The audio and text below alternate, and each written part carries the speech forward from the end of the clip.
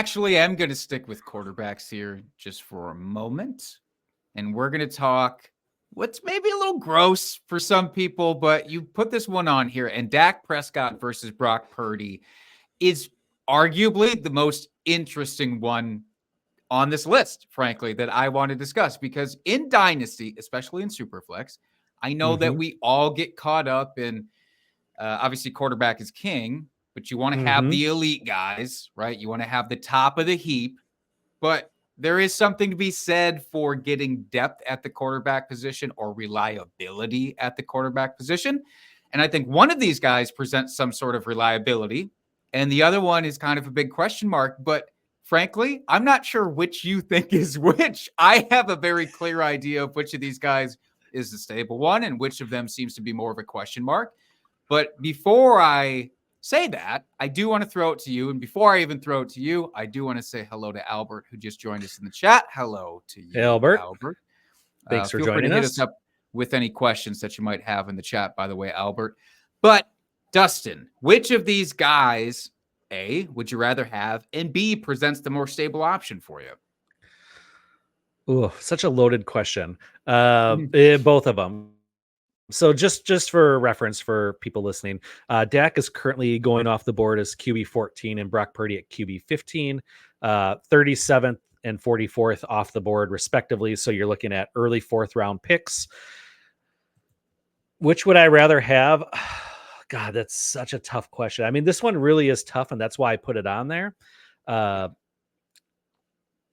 think I would actually lean towards Dak on this one, but it's not a super strong feeling either way. I mean, I would take both of them as my QB2 on a squad for sure. But there's just something about Dak. I love CeeDee Lamb. He's taking that step forward. You got Jake the Snake Ferguson there, who's turning out to be a quality tight end, which we know Dak loves his tight ends all the way back to the ancient one, Joe Witten there. I don't know. And I feel like especially for this year, Dallas really didn't do a lot to address the running back room. So that's an understatement, my man. So just by that fact alone, I feel like they're going to be throwing the ball more because they can't rely on their running game as much as they have in previous, over the last 8 seasons, going back to when they drafted Zeke. So give me Dak Prescott. I mean, I love the 49ers offense. I mean, you got great talent there. You got CMC, you got Kittle, you got Debo, you got Ayuk, you got Pearsall that they just drafted. I mean, they've got all this talent, but I don't know. Just it edges just a little bit towards Dak for me. I'm glad that left it so open-ended. I'm sure not forced at all, because I do look at the other side of this, and I actually see more reliability in Dynasty for Brock Purdy right now. This time last year, I would not have said that. I would have not come close to saying that. I was still hoping that Trey Lance could be a thing at this time last year.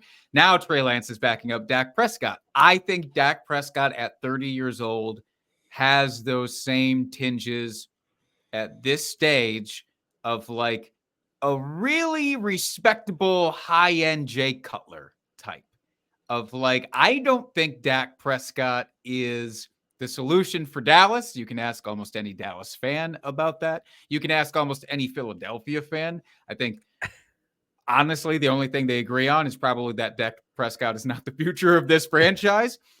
Brock Purdy, on the other hand, like, I think they just found their solution, or a good enough solution for a few years, because Shanahan just needs a guy who's like, all right, I got my offense. I just need you to run this offense. I'm going to build the crew around you.